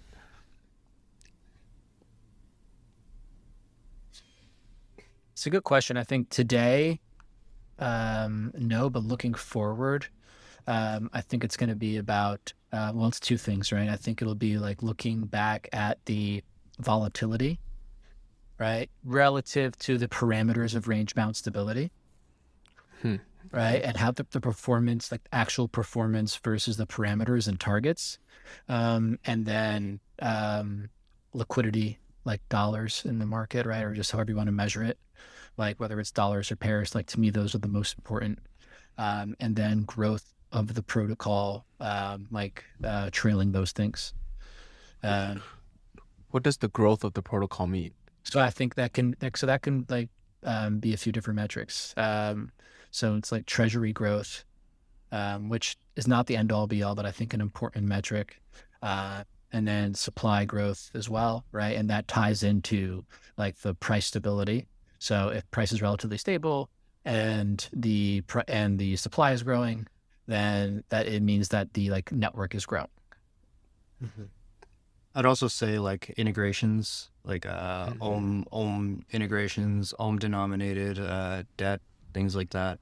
Yeah. I think our Ohm bonds are like a big step in that direction. And I think like hopefully the bonds will be like a very composable piece that like other people can make use of, and like it can be composed on top of. So yeah. Could you give me an example of how that looks like from a DAO perspective? For the Ohm bonds? Yeah, for the Ohm bonds. How would a DAO use that?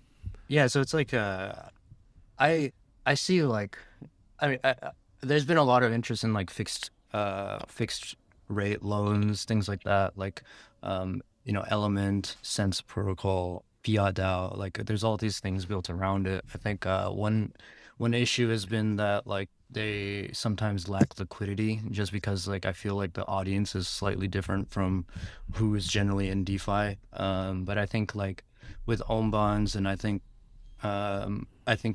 you can have this kind of fixed rate. We're doing essentially like these fixed rate assets, but like I'm hoping that we can bootstrap enough liquidity for a lot of these other protocols to like start actually churn and like actually work, you know what I mean? And like we can actually see the results of these things.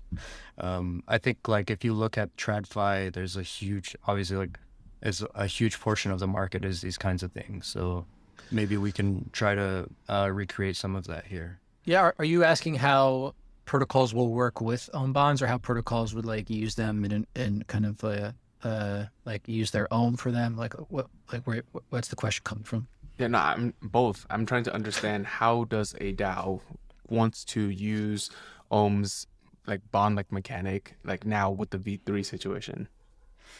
Oh, so that's a different thing. So I think there's like the Ohm bonds, which are kind of like these internal bonds, thinking those as like the equivalent of treasuries. And so if you're an Ohm holder as a protocol, you can like buy up a 30-day bond and earn like the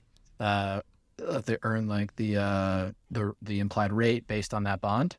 And then from there you can have protocols building on top of that. So for example, like if you had the equivalent of, you can call them like a vault, but they can think of it as like a commercial bank that's built on top of Olympus that takes in deposits, and then it is investing in like different like duration, like a certain percentage of their bonds in different duration, or a certain percentage of their own but different duration bonds.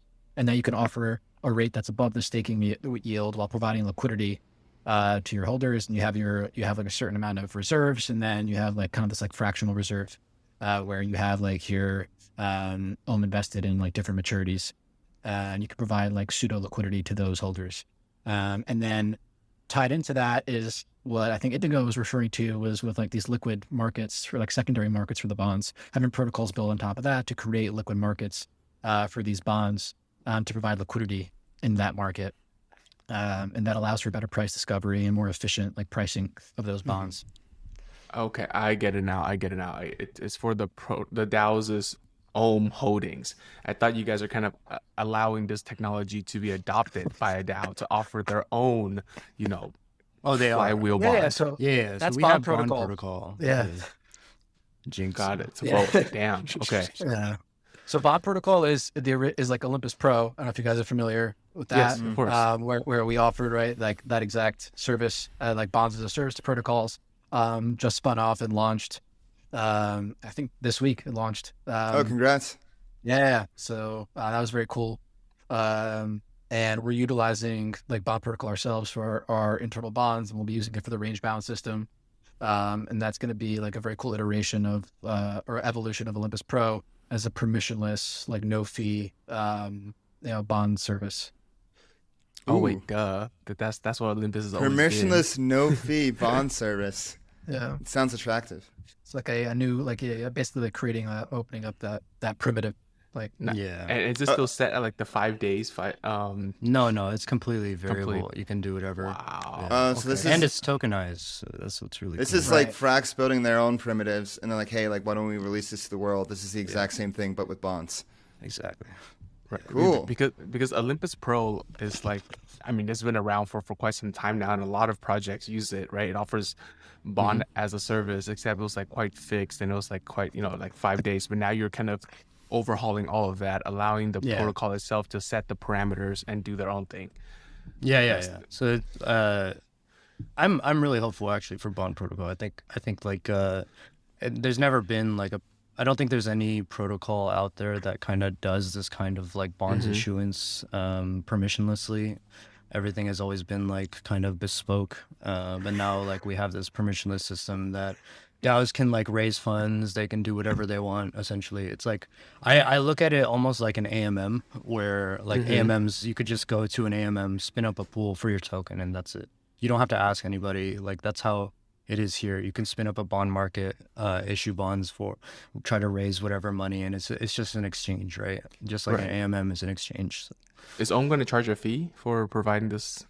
It's not from Ohm. So Bond Protocol actually spun out. So like it was Olympus Pro, and now it's Bond Protocol. Okay. I'm not sure about the fee.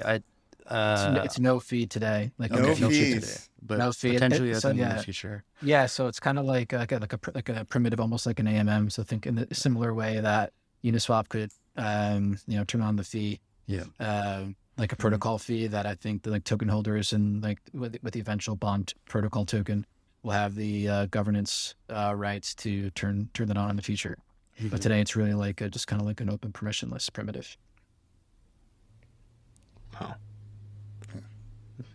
I have like one last question, not about like bonds or like deep or like anything talks about like actually it's like something about like Ohm and like the very like structure of Ohm itself, and it's about rebasing. And I've heard Sam called rebasing the original sin of DeFi, and that's because it's like it's not very composable. It kind of like messes a lot of things up. Like, what are your thoughts on the like the statement Ohm? I mean, not rebasing is the original sin of DeFi.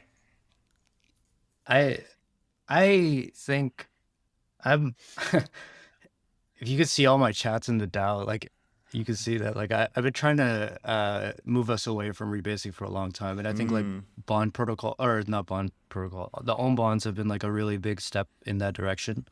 I think rebasing itself is like a very interesting mechanic, right? You're essentially spreading like growth across everybody evenly. The issue is that, as Sam said, as you said, it's like it's not composable. Like the way that systems are built right now, it's like it's not meant to work with rebasing, and it's really unfortunate because I really do think that rebasing could work in a few different ways. I don't know if it's good for most financial things, but I actually think like for games, I think rebasing is a really, really interesting mechanic. You can actually simulate, for example, if you were to think of like how would you simulate like evaporation of water, right? It would be like a negative rebase, right, across everywhere. So things like that. Whoa. So yeah, you look at it, like rebasing is an interesting mechanic. It's just not. I don't know if it. Yeah, I don't know. Maybe it's just cursed. Everyone who's tried it is kind of. Yeah. Go ahead, Jala. I think that like rebasing not thoughtfully implemented is like a sin. I think thoughtfully implemented, it can be a really elegant mechanic. You definitely have the issue of composability.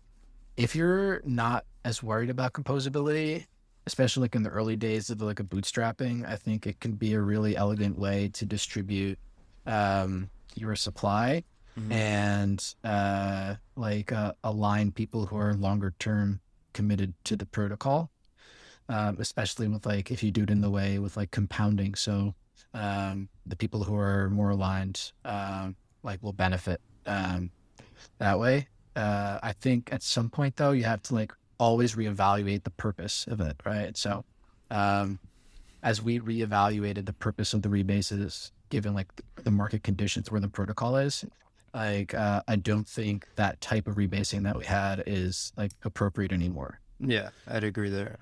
I think there's something of like spreading to everybody versus like if you have more targeted mechanics of like how you spread growth. It's it's just a choice, right? And like there's trade-offs to both things. I think. Yeah, go ahead. Yeah, go ahead. Oh, I was gonna, you go ahead. No, I don't even know. I forgot. I was gonna ask, is rebasing still there in the V3? It is for now. Okay, for now. I think eventually what's gonna happen is I think we will move away from rebasing completely and have like even GOM is we're trying to, as with the Ohm bonds, right? We're trying to do more of a focus on Ohm itself, right? The token. GOM like was a response to like, you know, having rebasing. So like, okay, how can you package the rebasing so it's composable?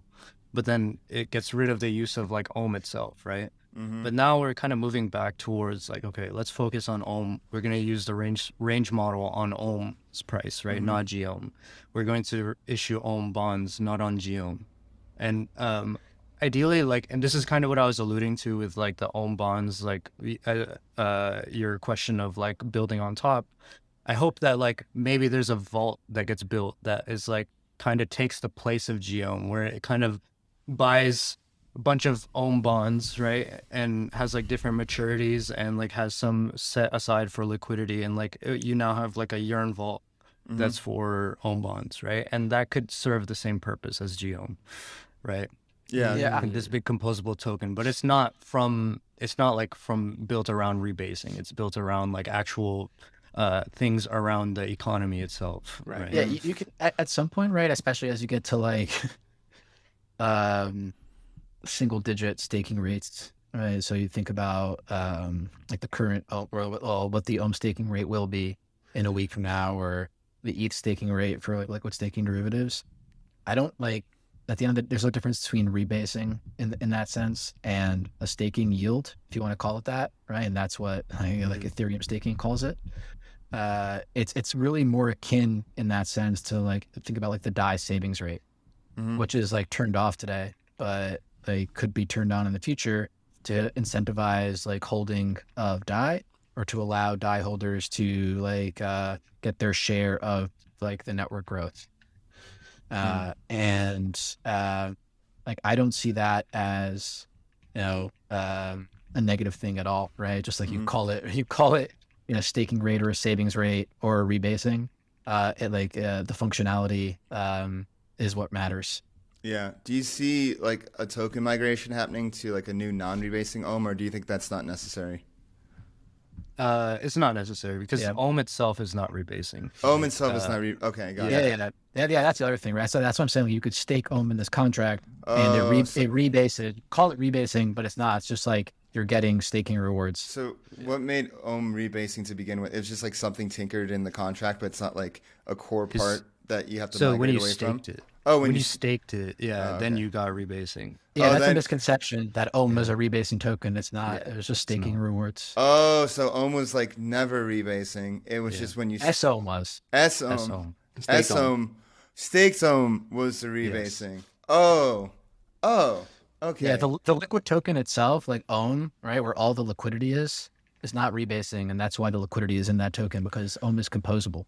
Oh, right? I understand. And so by taking down the staking rate, right? So as I mentioned, like if you had to be staked to earn this 200%, you're not going to do anything else with your Ohm. So by taking that staking rate down, now you can utilize your Ohm in these liquid markets for real economic activity. Okay, got it. That's why it was so expensive to short Ohm, right? Right. You had to overcome. It was hard to find. It was hard to find venues to do so. But yeah, I hope that we can introduce that. So in the beginning of, for people that don't know, like in the beginning of, like you had this like super high, like, you know, rebasing rate, and then you had to like have liquidity, like bonding for it. So like, how did the bond, for like people that don't remember, like how did like the bonding, like how did you attract people to like bond rather than just like stake? It's like just a lot easier like stake and like just like 3 but like how'd you like get people to like get that first initial protocol on liquidity? Yeah, bonding is just a way for people to buy Ohm at a discount directly from the protocol. Okay. And it's basically the protocol, or you could think about it as the protocol selling Ohm into the market. Okay. And that makes sense. People would compare that discount to what they could earn, right? I'm putting that in air quotes around, like in Ohm terms. right? From Ohm staking. accumulation. Yeah. Yeah. And so Got it. people would do the math and figure out which one was better. And it used like this Dutch auction method that was like a purely market-driven price for those bonds. And when got the price that the market deemed appropriate, people would bond, and that's how the protocol took in those assets. It's interesting to see how like Ohm has evolved, like from that like to like launch to like now where you guys are have these like ranges. It's like, okay, Ohm's like more mature now. It's time. Ohm's been in the market for a while. Like let's see, like let's find like more like instead of like bootstrap phase, more like natural price discovery with Ohm. Yep. Got it. It's been a huge it's just so many learnings, right? Everyone's learned so much over time. So yeah, it's just applying these things. You guys have become monetary experts, like from experience. Like very few people can say that. Like this is like shit that central bankers do, but like you're doing it like, and you guys, because it's DeFi and you just learn faster because it's 24/7. It's just like you're gaining this experience in this exponential way.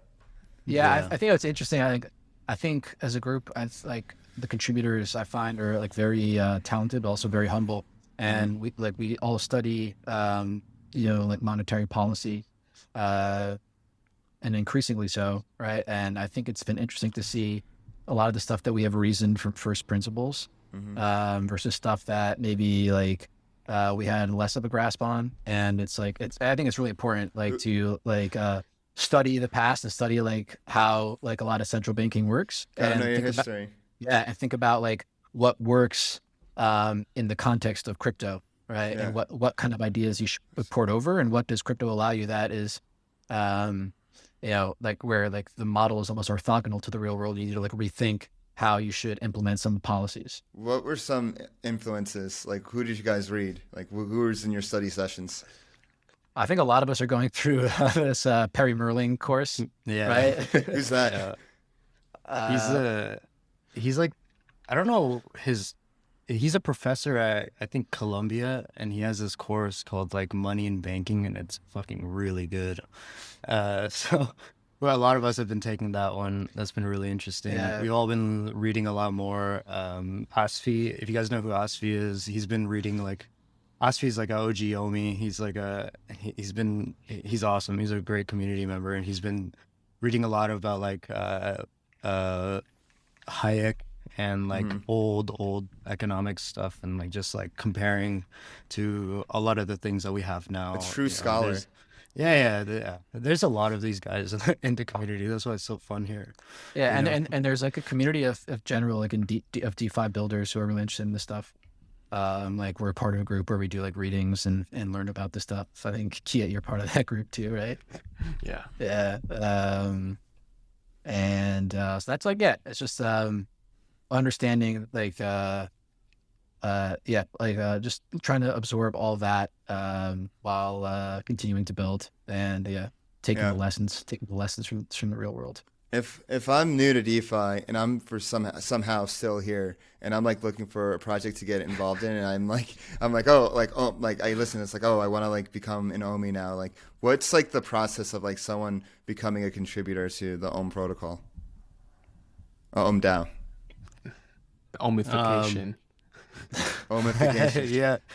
I mean, come to the Discord. Like, actually, Asfi, who I mentioned before, is going to be doing like courses actually for like education of the community, which is going to be really, really cool. Is that starting soon?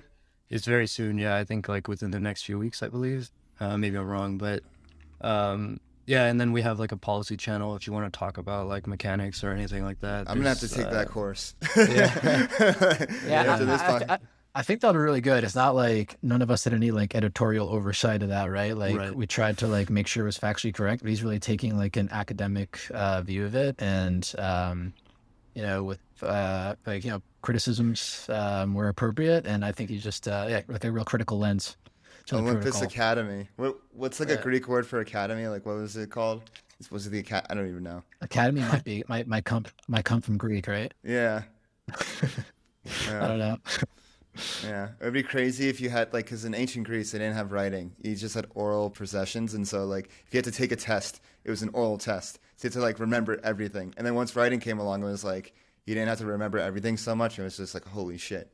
It changed the course of academia in ancient Yeah, Greece. academy is from the Greek academia or Academia, yeah. or academos. Academos. Yeah.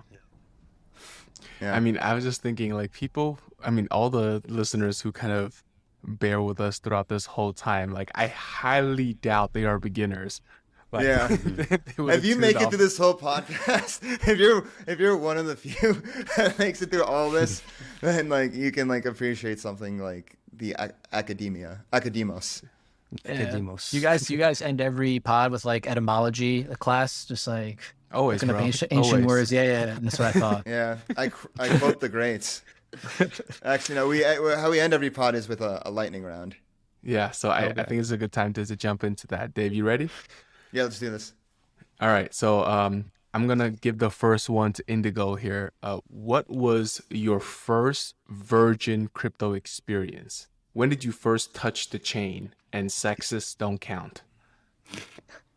It was, I think it was sushi when it still had like the yam forked front end. Oh, Yeah, you guys remember that? That Of was, course. I think oh my that was my God. first, and then yeah, and then dude, I think everyone went through this. They would like join those Telegram chats with like the really fucking clear Ponzi's, but you're like, oh, I can make like a few $100s here. And then like, yeah, that was In and my out, second in and one. out, real quick. Yeah, exactly.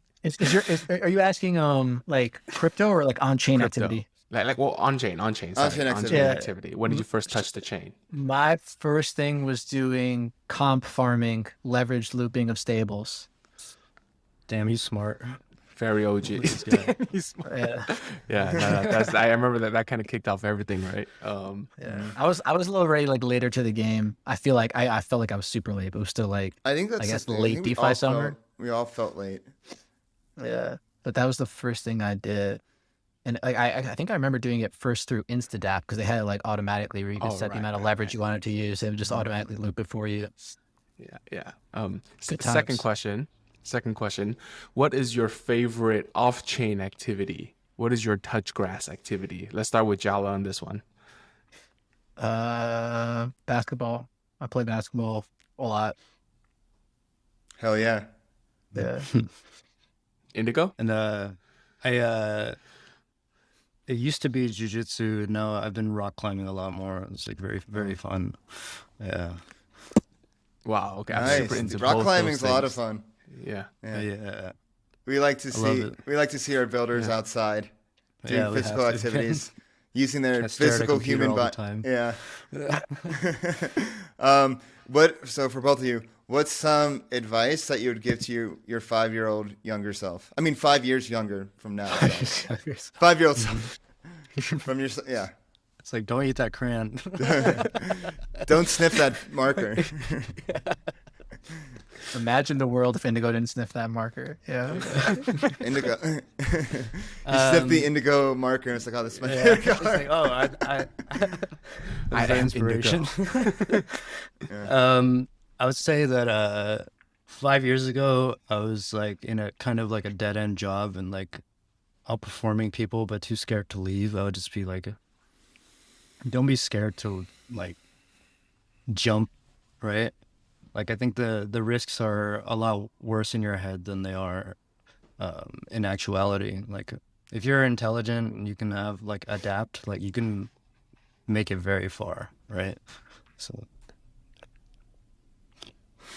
For me, don't quit at the top of the bull market.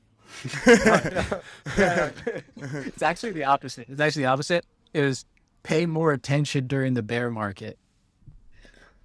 Like I wish I was paying more attention in 2018 and 19. That's what I would say. But you are in 2022. So Yes, sir. Yes, You're at the sir. cutting edge of monetary innovation. yeah, pretty sick. Yeah. And then I would love to wrap with this. If you weren't working in crypto professionally, career-wise, what would you be doing, Indigo? Oh, it's a hard one.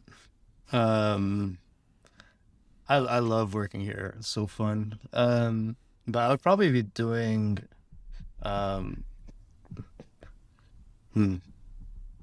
I'd probably be doing engineering, but for like maybe they're trying to get into like some kind of energy storage stuff. Has been like this fascination of mine.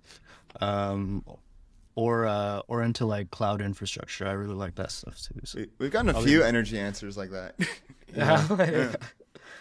Or making music. I've always wanted to do that. That'd be another thing. DJ Indigo. All right. Yeah, I hope so. That's a ring. All right, Jala, what's up? Ideally, I think I would teach. I would like to be a professor. What subject? Finance. I think I would get a PhD in finance, and would like to be a professor. But realistically, I'd probably be in banking. But realistically and ideally, yeah. And where can people find you on social media? I'm at 0x Jala on Twitter, and in Discord, I'm Jala. You could find me, hit me up in the certified non-legend. Certified non-legend, actually. Certified non-legend. Yeah, in the Olympus Discord. Yeah, and I'm Indigo, but the first on Twitter it's Indigo, but the first I is an underscore, which makes it hard to search for. But that's why you think you're Shadow Man. Yeah. Yeah. Dude, that breaks the composability of Twitter having it. Dude, you're 100% right. I should probably change it. Dude, no, for the longest time I was like, Dave said that because that was a username I made 7 years ago. But then I probably like so many people were searching for me but couldn't find me because they were searching for DeFi Dave, and like all the like there were 10 DeFi Daves that came up, but not me. Oh shit! And then it finally hit me in like June during NFT NYC. I was like, I should really just change my username. So what I did was like I just like made a new account and just like put my old username to there, then just like led that to be like, oh, this is like my old account. Like follow DeFi Dave 22. Okay, nice. Maybe I should do that. Yeah. And Nice.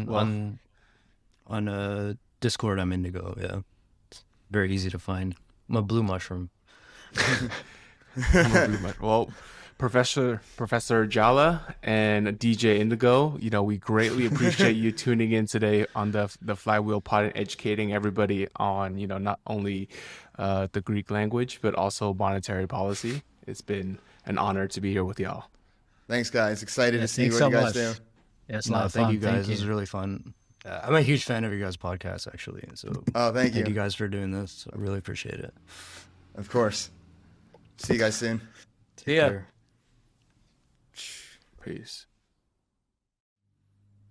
Thanks everyone for watching this episode of Flywheel Pod, where we went deep into the V3 of Olympus. Also a little bit of, what it's like working in a DAO that's a naturally growing organism, what it was like during the whole Ohm craze and mania, the run up, the preceding fall, and how they, basically went through the adversity, got to the other side of it, and now, I think they're stronger than ever. Dude, it was a great hangout sesh with the homies. And Yeah. I've learned a ton.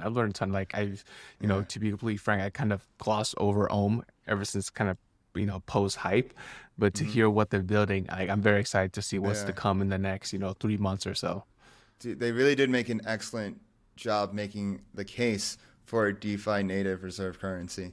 And, I'll always be a fractionalist, but it's always cool to see these different monetary experiments playing out in real time. And, we're really lucky to be at the cutting edge of it all and covering it for you guys, the viewers.